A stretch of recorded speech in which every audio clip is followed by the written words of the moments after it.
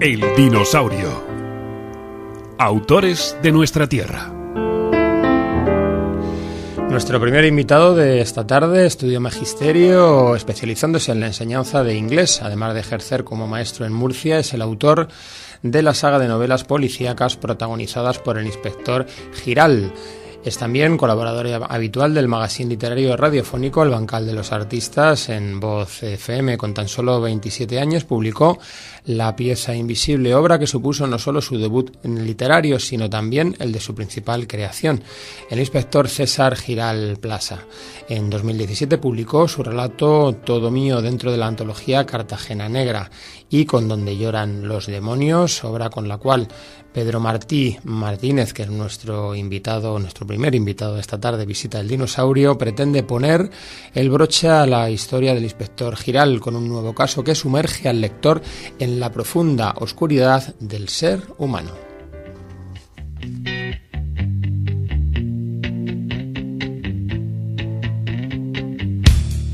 I'm so happy 'cause today found my friends are in my head. I'm so ugly, that's okay 'cause so are you. Pedro Martín, muy buenas tardes. Hola, buenas tardes. Bueno, pues te recibimos con Lithium de Nirvana, esa canción bonita e indescifrable, como podemos leer en el propio Donde lloran los demonios. Sí, ahí hablo un poco de esta canción, que es una de mis favoritas de Nirvana. Una de tus favoritas, y bueno, pues de esa banda sonora, ¿no? Que digamos, pues también forma parte esta segunda entrega de César Giral, que no solamente nos encontramos con rock, sino incluso con música clásica, como después escucharemos un poquito de Beethoven también. Pedro, estamos con esta segunda entrega de César Giral, un César Giral el cuarentón, con 40 palos, como él mismo dice, ¿no? Que ya ha superado esos 40 palos. Y bueno, pues ¿cómo nos vamos a encontrar ese César Giral? Cuéntanos, ya también utilizando gafas, ¿no? Su sobrina también le dice que tiene que cuidarse con el corazón. Dinos, ¿cómo nos vamos a encontrar ese César Giral? Sí, bueno, después de que Silvia viviese con él, al final de La pieza invisible, pues se van a vivir juntos. Su sobrina cuida mucho de él, además la edad pues ya empieza a tener los típicos achaques, ¿no? Y no lo lleva bien, pero bueno, como es su sobrina la que cuida de él, pues digamos que se deja querer. Uh-huh. Se deja querer este César Giral, que bueno, pues según leemos también en la contraportada, disfruta de una felicidad que le había sido negada desde el cruel asesinato de su hermana a manos del encerrador 7 años antes. Ese encerrador que vuelve a aparecer, ese siniestro encerrador en Donde lloran los demonios. Sí, bueno, el principio de la novela trata un poco de eso. Aparece una víctima que ha muerto en circunstancias similares a las que solían acontecer con las víctimas del encerrador, que fue ese asesino que mató a la hermana del inspector hace ya 7 años.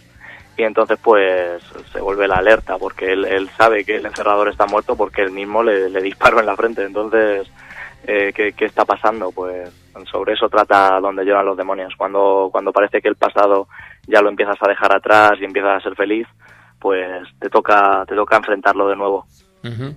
Y es que el pasado nos persigue a todos, ¿verdad, Pedro?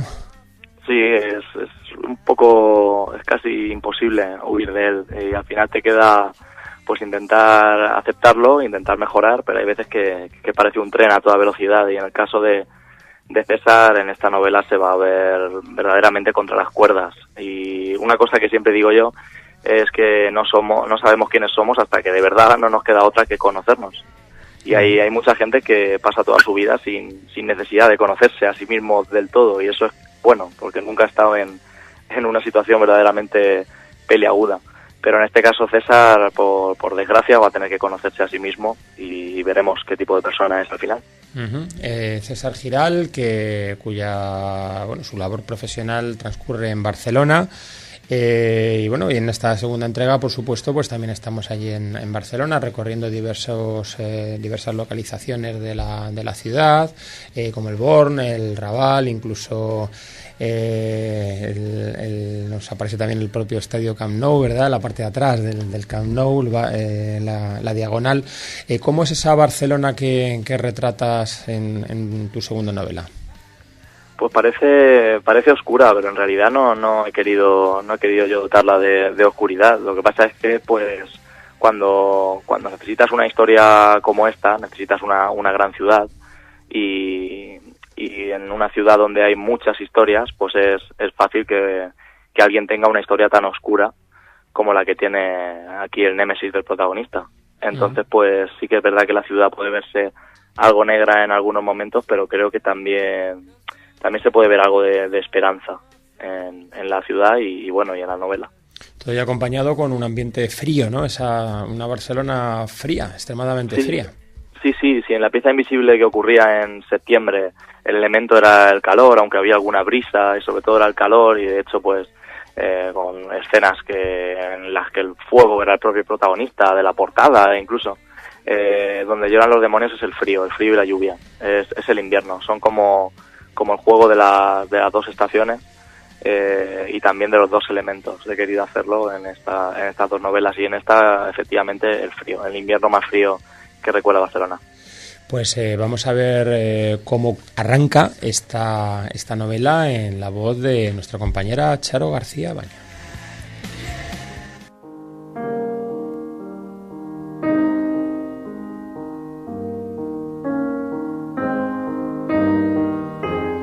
Lo intenta, pero hace ya varios días que no encuentra ninguna lágrima dentro de su frágil cuerpo. Las cosas apenas cambian ya, piensa. Y es que cuando oye esos cerrojos abrirse uno tras otro, esos pasos acercándose al mugriento colchón, testigo de la peor de sus pesadillas, vuelve a temblar como la última hoja de otoño. Él se sienta a su lado y la contempla satisfecho. En cierto modo se siente nostálgico, pero tampoco es algo nuevo. Ya han pasado 19 días y 6 horas desde que Lidia vio la luz por última vez. Alguna más desde que probó el último bocado de su vida. Él es consciente de que el final siempre llega, de un modo u otro, pero esa idea no le impide albergar la esperanza de que dure un poco más. Como decía yo al principio, Pedro, dentro de esa banda sonora también las notas que Beethoven ordenó con mimo, que también aparecen aquí, hemos querido introducirlo con este texto. Sí, a mí me gusta mucho la música clásica, también al inspector Gilal, como no, y bueno, y a su némesis en este caso también.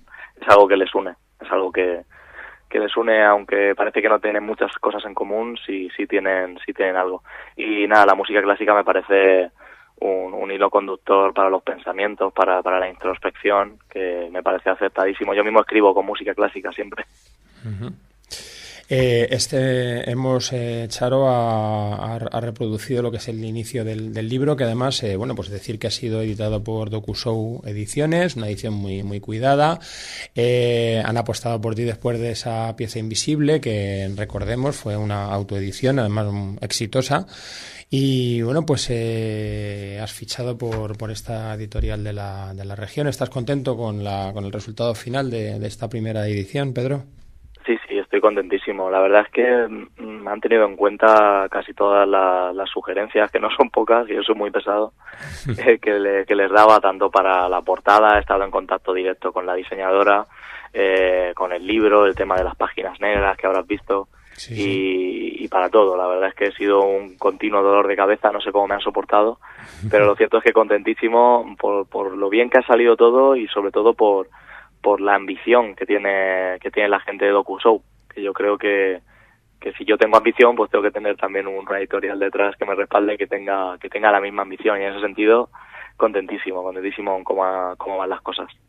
Una portada realizada por Majo Martínez, y estas páginas en negro que también le dan un carácter muy interesante al libro. ¿Esto fue sugerencia tuya de la editorial, Pedro? Fue sugerencia mía, solo que también, no era imprescindible. Les comenté que si el coste se iba alto, pues no había por qué hacerlo, pero la verdad es que se me ocurrió, ya que son páginas un poco escritas con otro estilo y que vienen como desde el infierno, son las del malo, pues dije, en negro estaría muy guay, y así le dan el rollo al libro de que el lector también diga, mira, vienen páginas negras, tal. Y tiene su aquel, creo yo. Uh-huh. En todo el libro hay, lógicamente, muchísimo del propio autor, ¿no? Y aquí, bueno, pues, por ejemplo, vemos que hay referencias a Moby Dick, a Juego de Tronos, a Reservoir Dogs, bueno, por supuesto, a Paul Auster, ¿no? A Seven. Llegas a hablar de, bueno, pues de Morgan Freeman, ¿no? Zipi Zape, ¿no? Las novelas de Agatha Christie. Es un poco todo lo que te ha hecho la personalidad tuya, ¿no? Como autor. Sí, yo desde La pieza invisible, desde que empecé a escribirla, ya quería dejar claro que los personajes tenían que controlar un poco la cultura pop de mi época, y tanto Gaby, que es experto en música, como a César, que le encanta el cine, la sobrina, que está viendo ahora todas las series, pues tenía que haber por ahí referencias continuas. Uh-huh. Incluso una simpática, ¿no? Al principio incluso a Jordi Hurtado, ¿no? Sí, porque por el tema de la inmortalidad que parece tener, ¿no? No inmortalidad, sino esta capacidad de no envejecer que tiene. Sí, esta capacidad tremenda. Oye, por cierto, ¿con qué símbolo de los 8 que representan el budismo te quedas, Pedro? Yo la verdad es que no tengo demasiada idea del budismo, pero el subinspector Ferres sí, y nada, me hizo gracia hacer un personaje así, porque es el contrapunto total a César Giral, que ahora que ya no está con su fiel subinspector Gaby, que ahora es inspector, pues tenía que darle un compañero a la altura, y justo alguien que se preocupa tanto por el karma y por cómo deben ser las cosas, por no hacer nada mal, que tenga a este elemento como jefe, pues es creo que cuanto menos gracioso. Uh-huh. Oye, si un asesino quiere librarse de un cuerpo con mayor eficacia, consideras que lo mejor es descuartizarlo, ¿verdad? Pues bueno, la verdad es que me imagino que sí, ¿no? Siempre se habla de productos químicos, ¿no? No sé en qué serie, en qué novela vi, que dentro de un tanque al final acaba con ciertas sustancias, acaba disolviéndose hasta no dejar rastro. No sé hasta qué punto es eso posible o verídico, pero asusta. Uh-huh. En un policía el instinto siempre es importante, ¿verdad? Tú de hecho mencionas, ¿no? En uno de los diálogos que bueno, pues el instinto también se equivoca, ¿no? Cuando le dice Roberto a César Giral. Pero es un hombre que en el fondo seguía bastante, ¿no? Por instintos, ¿no, César? Sí, seguía por el instinto porque además siempre le ha funcionado, casi siempre. Hay veces que se puede equivocar, pero la verdad es que lo que le hace diferente él no es un policía excesivamente procedimental ni pulcro. Sí que es verdad que en algunos momentos tiene ideas geniales, pero sobre todo se mueve por el instinto. Tiene más o menos calada a la gente y enseguida es capaz de saber si le están mintiendo o si no. Y bueno, más adelante durante el libro se ve que hay un posible sospechoso del que él no tiene dudas de que no es ese. Es decir, él se mueve mucho por el instinto, sí. Uh-huh. ¿Cómo son los Mossos de Escuadra? ¿Son muy especiales? Cuéntanos esos Mossos de Escuadra que tú recreas. Pues no, lo cierto es que son muy normales. Yo no sé hasta qué punto la verosimilitud habrá sido con la correcta, pero todo lo que en La pieza invisible no conté con esta ayuda, porque la verdad es que como era autoeditada no me veía yo con cuerpo para llamarles y preguntarles. En esta sí les he llamado sobre todo para un par de escenas que quería recrear, quería que fuesen fidedignas, pues les he llamado, estaba en contacto con ellos, y gente que me ha ayudado mucho y muy llana, muy sincera, y la experiencia muy buena. Yo creo que hacen cosas importantes y sobre todo pues que en esta novela se les refleja como un cuerpo de policía como cualquier otro, y creo que bueno, trabajando en este caso con César Giral, yo no sé si un César Giral real podría existir en este mundo de la policía, o si lo hubiesen, lo habrían experimentado y ya el pobre no tendría su trabajo. Uh-huh. Dentro de la galería de personajes incluso nos encontramos con mujeres de auténtico carácter, ¿no? Que son capaces de beberse un destornillador a una tarde cualquiera. Sí, bueno, la inspectora Dalia, que ya hizo su debut en La pieza invisible, es de armas tomar, eso ya lo sabíamos, pero bueno, en esta novela también aparece Nuria Bengoa, que es la perfiladora criminal que es ciega, y es un personaje que yo personalmente tenía muchas ganas de escribirlo porque también tiene ese carácter. No sé qué me pasa a mí con las mujeres, pero siempre las dibujo a la gran mayoría con una personalidad férrea y capaces de hacer temblar al propio César. Pues Pedro, ha sido un placer charlar contigo, te deseamos lo mejor, hemos disfrutado con este Donde lloran los demonios, tal y como hicimos con la pieza Invisible, y seguro que vas a seguir ganando adeptos en esta carrera literaria que, bueno, pues está siendo fulgurante y nos alegramos muchísimo por ti. Vamos a despedirte con un segundo fragmento de esta segunda entrega de César Giral. Y bueno, pues nada, desearte de nuevo lo mejor. Muchísimas gracias, gracias a vosotros por vuestra atención, por vuestro trato y por todo lo que hacéis por la cultura en la región. Pues un abrazo muy fuerte y te dejamos con este fragmento y César Giral.